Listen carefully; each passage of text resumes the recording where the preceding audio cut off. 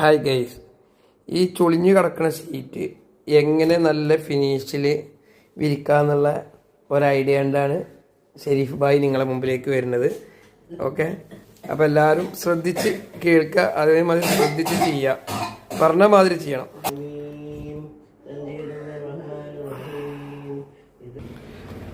ആദ്യം നല്ല തുണി കൊണ്ട് നനച്ച് നല്ല വൃത്തിയിൽ തുടച്ചെടുക്കുക.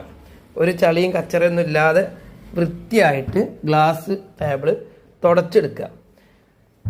എന്നിട്ട് ന്യൂസ് പേപ്പർ എടുത്തിട്ട് ഒരു തുള്ളി വെള്ളമില്ലാതെ തുടച്ച് ഡ്രൈ ആക്കുക. ഓക്കെ, ബാക്കി ഞാൻ പിന്നെ പറയാം. എന്നിട്ട് ഈ പേപ്പർ ഈ ഷീറ്റ് ഈ ടേബിളിൻ്റെ മേലെ കറക്റ്റ് ആക്കിയിട്ട് ഇട്ടിട്ട് അങ്ങനെ കറക്റ്റ്.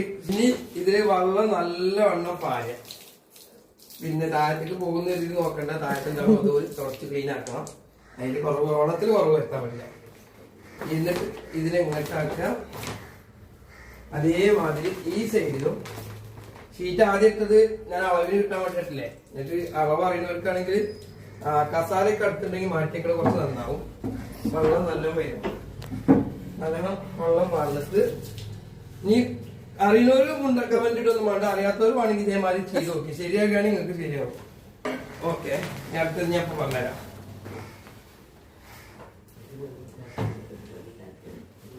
ഒരു പണിയല്ലത്, എല്ലാവർക്കും അറിയൊന്നുമില്ലത്, അറിയുന്നവരൊക്കെ ഉണ്ടാവും.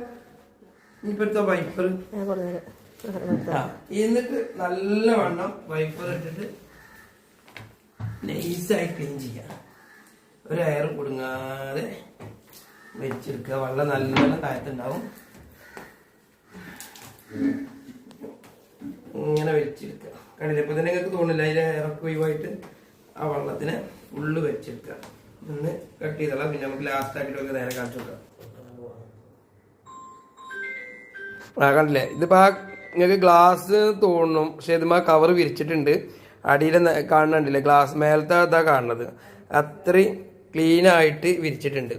അപ്പോൾ ഞാൻ കാണിച്ച വീഡിയോ നിങ്ങൾ ശ്രദ്ധിച്ചു കഴിഞ്ഞാൽ നിങ്ങൾക്കും ചെയ്യാം. അറിയണവർ അറിയണ മാതിരി ചെയ്യാം, അറിയാത്തവർ ഇത് നോക്കിയിട്ട് ഇതേമാതിരി ചെയ്യാം. അറിയണവർക്ക് എല്ലാറ്റിലും ഇത് പറഞ്ഞു തരുന്നത് അതും കൂടി പറയുന്നു വീഡിയോയിൽ. എല്ലാവർക്കും നന്ദി. Okay, by.